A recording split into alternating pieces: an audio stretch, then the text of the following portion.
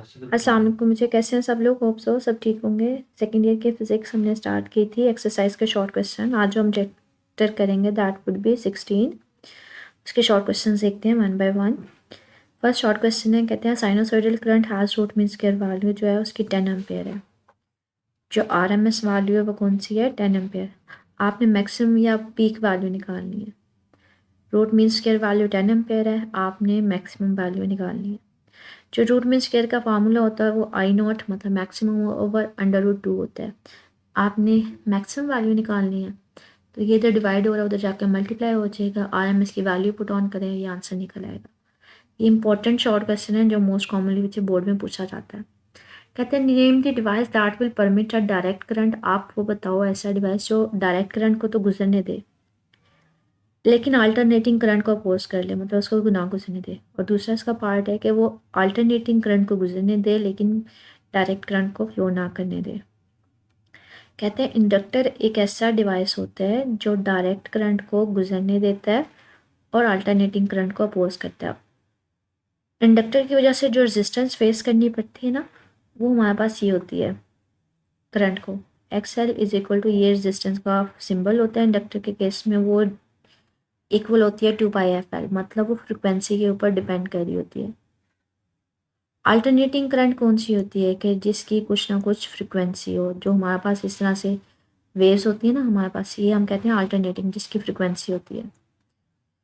तो अगर फ्रिक्वेंसी होगी, अल्टरनेटिंग करंट होगी, तो रेजिस्टेंस भी होगी, मतलब वो उसको अपोज करेगा। रेजिस्टेंस का मतलब होता है अपोज करना। लेकिन अगर मैं फ्रिक्वेंसी ज़ीरो कर दूँ, मतलब डायरेक्ट करंट ले लूँ, डायरेक्ट करंट होती है जो स्ट्रेट लाइन में मूव ऑन कर रही होती है, तो रेजिस्टेंस ज़ीरो हो जाएगी, वो तो इजीली फ्लो कर लेगा। तो इंडक्टर याद रखिएगा, इस फार्मूले से आप एक्सप्लेन कर सकते हैं। जो अल्टरनेटिंग करंट को अपोज करता है क्योंकि उसकी फ्रिक्वेंसी होगी कुछ और फ्रिक्वेंसी होगी तो रेजिस्टेंस भी फेस करनी पड़ेगी। लेकिन अगर डायरेक्ट करंट होगी मतलब फ्रिक्वेंसी ज़ीरो होगी तो रेजिस्टेंस भी ज़ीरो हो जाएगी और वो इजीली फ्लो कर सकता है। और जो कैपेसिटर होता है वो हमारे पास ऐसा डिवाइस होता है जो डायरेक्ट करंट को फ्लो नहीं करने देता,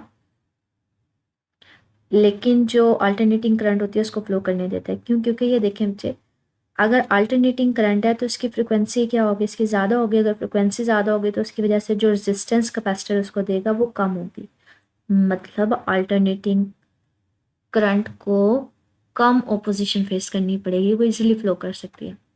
लेकिन अगर मेरे पास डायरेक्ट करंट होगी और डायरेक्ट करंट में क्या होगी? फ्रिक्वेंसी ज़ीरो होगी और समथिंग ओवर ज़ीरो अगर हो तो वो तो इन्फिनिटी होता है, तो डायरेक्ट करंट को इन्फिनिट रेजिस्टेंस फेस करनी पड़ेगी, मतलब वो फ्लो ही नहीं कर पाएगी। तो इसलिए कैपेसिटर डायरेक्ट करंट को फ्लो नहीं करने देता, अल्टरनेटिंग करंट को फ्लो करने देता है। नेक्स्ट शॉर्ट क्वेश्चन है, कहते हैं how many times per second an incandescent lamp will reach maximum brilliance when connected to 50 hertz source. कहते हैं एक लैम्प है, वो एक सोर्स के साथ उसको लगाया गया, एक बैटरी लगाई गई है जिसकी फ्रिक्वेंसी 50 हर्ट्ज है। आप बताओ वो 50 हर्ट्ज में कितनी दफ़ा ग्लो करेगा, मैक्सिमम ग्लो करेगा। एक जो हर्ट्स होता है ना बच्चे, वो यूजुअली एक साइकिल होता है, फ्रिक्वेंसी होती है। अगर मैं 50 हर्ट्स बात करूँ, एक साइकिल की बात करूँ, तो ये मेरे पास एक साइकिल होता है जिसमें क्या होता है, आपके पास एक क्रस्ट होता है, एक ट्रफ होता है, इसमें 2 दफ़ा मैक्सिमम वैल्यू अप्रोच की जा रही है। अगर 50 होगा तो कितनी दफ़ा हमारे पास मैक्सिमम वो हमारे पास वैल्यू ऑब्टेन करेगा? 100 टाइम्स नहीं करेगा। तो इसलिए हमारे पास अगर 50 हर्ट्ज का सोर्स है तो इसका मतलब है वो एक साइकिल में 2 दफ़ा अगर मैक्सिमम वैल्यू ऑब्टेन कर रहा है तो 50 में फिर कितनी दफ़ा करेगा? 100 दफ़ा। तो वो 100 दफ़ा मैक्सिमम ब्रिलियंस जो है ना, मतलब ग्लो करेगा। कहते हैं a circuit contains an iron core inductor, के एक सर्किट है उसमें इंडक्टर लगा हुआ है और स्विच है और डीसी सोर्स उसके साथ कनेक्टेड है। ठीक है, कि एक इंडक्टर है, इंडक्टर यूजुअली इस तरह से बनाया जाता है। कहते हैं इसके साथ आपने ना एक सोर्स लगाया हुआ, मतलब एक बैटरी लगाई हुई है, ये बैटरी आपने इसके साथ कनेक्ट की हुई है और यहाँ पे इसके साथ आपने एक स्विच लगा दिया है। ठीक है, कहते हैं स्विच जो है वो क्लोज है, आपके पास स्विच क्लोज है तो इसमें से करंट फ्लो करना शुरू हो जाएगी, इसमें से नॉर्मल करंट फ्लो कर रही होगी। लेकिन वो कहते हैं जब आप स्विच को इसको ओपन कर देते हो, ये वाले स्विच को जब ओपन करोगे, दोबारा से री ओपन करते हो, तो कहते हैं हमारे पास इसमें जर्क्स प्रोड्यूस होना शुरू हो जाते हैं। आप बताएं क्यों? क्योंकि बच्चे अगर ये क्लोज थी ना तो इसमें से नॉर्मल करंट फ्लो कर रही थी, लेकिन जैसे आपने इसको ओपन कर दिया करंट ज़ीरो हो गई, मैक्सिमम से ज़ीरो, तो चेंज इन फ्लक्स आ गया ना। और कहीं पे भी अगर चेंज इन करंट आए या चेंज इन फ्लक्स आए तो यहाँ पे पहले करंट गुजरी थी, स्विच आपने ओपन किया तो करंट ज़ीरो होगी, मतलब करंट चेंज हो गया, तो जिसकी वजह से ईएमएफ प्रोड्यूस होगी। और ईएमएफ की जो वो होती है वो उस अपोज को सॉरी उस चेंज को अपोज कर रही होती है, तो इसलिए हमारे पास इसमें क्या प्रोड्यूस हो रहे होते हैं, स्पार्क प्रोड्यूस हो रहा होता है। ठीक है, इसमें से हीट और लाइट निकलती है। ये सिर्फ और सिर्फ किस वजह से निकलती है, ये जो ईएमएफ प्रोड्यूस हो रही होती है, ठीक है, उस ईएमएफ की वजह से। नेक्स्ट शॉर्ट क्वेश्चन है, कहते हैं how does doubling frequency affect the reactance of an inductor और कैपेसिटर। अगर आप फ्रिक्वेंसी डबल कर दो तो इंडक्टर के केस में रिएक्टेंस मतलब रेजिस्टेंस होती है, उसको इंडक्टर में रेजिस्टेंस को रिएक्टेंस बोला जाता है, और कैपेसिटर में भी, तो वो किस तरह से चेंज होगी। तो पहले तो इंडक्टर के केस में रेजिस्टेंस या रिएक्टेंस का फार्मूला लिखते हैं, वो क्या होता है, 2πfl। एफ की जगह 2 टाइम्स लिखते हैं, 2 को कॉमन ले लें, 2πfl ये इनिशियल रेजिस्टेंस है तो वो 2 टाइम्स हो जाएगी। लेकिन अगर उसको कैपेसिटर के केस में लिखें तो वो हाफ हो जाएगी। कैपेसिटर के केस में ये फार्मूला होता है, डिनोमिनेटर में फ्रिक्वेंसी होती है उसको 2 टाइम्स कर दें, 1/2 कॉमन ले लें, तो ये ओरिजिनल रिएक्टेंस का हाफ हो जाएगी। ठीक है, आगे वो कहते हैं in RL circuit the current lags or lead the voltage. ठीक है, एक सर्किट है जिसमें रेजिस्टर लगा हुआ है, इंडक्टर लगा हुआ है, आप बताओ करंट लैग करेगी या लीड करेगी। आपने डायग्राम भी बनानी है, हम लोगों ने टॉपिक्स पढ़े हुए हैं, AC cross register, inductor, capacitor, बाद में हमने दो कंबाइन करना शुरू किए थे, AC cross RL circuit and so on. इसको ड्रॉ करने का ये वहाँ से आप डायग्राम ड्रॉ कर सकते हैं कि मैं सबसे पहले क्या करती हूँ, अलॉन्ग दी एक्स एक्सिस ये करंट की रेफरेंस लाइन लगा लेती हूँ। ये मेरे पास करंट आ गई, और हमने ये पढ़ा हुआ है कि जिस डायरेक्शन में करंट होती है उसी डायरेक्शन में रेजिस्टेंस की वोल्टेज भी होता है। तो जो रेजिस्टेंस का वोल्टेज होगा वो भी इस डायरेक्शन में होगा करंट के अलॉन्ग। लेकिन जो इंडक्टर होता है वो हमारे पास करंट से क्या होता है, 90 डिग्री। अगर करंट इस तरफ है तो वोल्टेज ऑफ इंडक्टर क्या होगा, वो इस तरफ होगा। आप दोनों के दरमियान एंगल कितना होगा, 90 डिग्री। अब अगर आप टोटल देखना चाहें, करंट इस तरफ है, वोल्टेज अब हमारे पास दो है, एक इधर है एक इधर। अगर आप इसका नेट निकालना चाहें तो आप क्या करेंगे बच्चे, ये वोल्टेज इसकी वेक्टर फॉर्म है, इसको ऐड करोगे हेड टू टेल रूल से, इस वाले वेक्टर को यहाँ से उठा के यहाँ पे प्लेस कर दोगे तो ये आ जाएगा इस वेक्टर की टेल फर्स्ट वेक्टर के हेड के साथ। तो यहाँ पे आप रिजल्टेंट ड्रॉ कर लोगे, ये रिजल्टेंट आपको वोल्टेज देगा। अब करंट इधर है, रिजल्टेंट वोल्टेज इधर है, तो कौन सी लीड कर रहा है बच्चे, वोल्टेज नहीं लीड कर रहा, कितना एंगल लीड कर रहा है, यहाँ पे आप थीटा ड्रॉ कर दो। तो यहाँ पे आप थीटा की वैल्यू कैसे निकाल सकते हो, टेन थीटा। टेन थीटा क्या होता है, परपेंडिकुलर ओवर बेस होता है। तो यहाँ पे परपेंडिकुलर में ये वाला वोल्टेज है VL divided by VR। VL की वैल्यू क्या आ जाएगी, I करंट, और रेजिस्टेंस जिसको रिएक्टेंस का नाम देंगे इंडक्टर के केस में XL, और यहाँ पे इसकी वैल्यू VR की वैल्यू IR। I से ख़त्म हो जाएगा, XL ओवर R से आप यहाँ पे थीटा की वैल्यू निकाल सकते हो। कि अगर मुझे रजिस्टर के क्रॉस भी वोल्टेज का पता हो, इंडक्टर के क्रॉस भी पता हो, तो आप बता सकते हो कि कितने का फेज डिफरेंस होगा या कितने फेज डिफरेंस से वोल्टेज लीड करेगा। ठीक है, वोल्टेज आ गया, यहाँ पे करंट पीछे है। नेक्स्ट शॉर्ट क्वेश्चन है, कहते हैं choke coil placed in series with an electric lamp in AC circuit causes the lamp to become dim. क्या आप इन्हें एक इंडक्टर लगाया हुआ है, यहाँ पे एक रजिस्टर है, लैंप लगा हुआ है, तो जब इसको ऑन करते हो तो ये लैंप डिम होता है, इतना ज़्यादा ग्लो नहीं कर रहा होता। पहले बताओ क्यों। फिर वो कहते हैं इसी सर्किट में ना आप एक और चीज़ का इजाफा करते हो, आप कैपेसिटर भी लगा देते हो, तो जो लैंप है वो नॉर्मल ग्लो करना शुरू हो जाता है। आप बताओ फिर ऐसा कैसे पॉसिबल है। कहते हैं स्टार्टिंग में क्या होता है, जब आपने इंडक्टर लगाया होता है और ये रजिस्टर लैंप लगाया होता है ना, तो जो इस सारे सर्किट में टोटल रेजिस्टेंस होती है वो इसका सम प्लस इसका सम होती है, इन दोनों का सम होती है। तो टोटल जो करंट को रेजिस्टेंस फेस करनी पड़ रही होती है, जब आप यहाँ पे दो चीज़ें लगा देते हो, इंडक्टर और रजिस्टर, ठीक है, वो दोनों की रेजिस्टेंस का सम होती है। ये रेजिस्टेंस होती है ड्यू टू इंडक्टर, इसको रिएक्टेंस भी बोलते हैं, और ये रेजिस्टेंस होती है due to this resistor lamp. ठीक है, तो करंट को इन दोनों की रेजिस्टेंस फेस करनी पड़ती है, इसलिए वो डिम होती है, लैंप डिम होता है। लेकिन कहते हैं हमारे पास जैसे ही आप कैपेसिटर लगाते हो ना, आप सर्किट में तीनों की वजह से रेजिस्टेंस हो गई।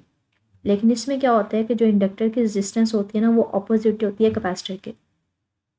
ठीक है। उन दोनों की जो रिएक्टेंस या रेजिस्टेंस होती है वो एक दूसरे को क्या कर रही होती है, अपोज, वो एक दूसरे के इफेक्ट को ख़त्म कर देती हैं।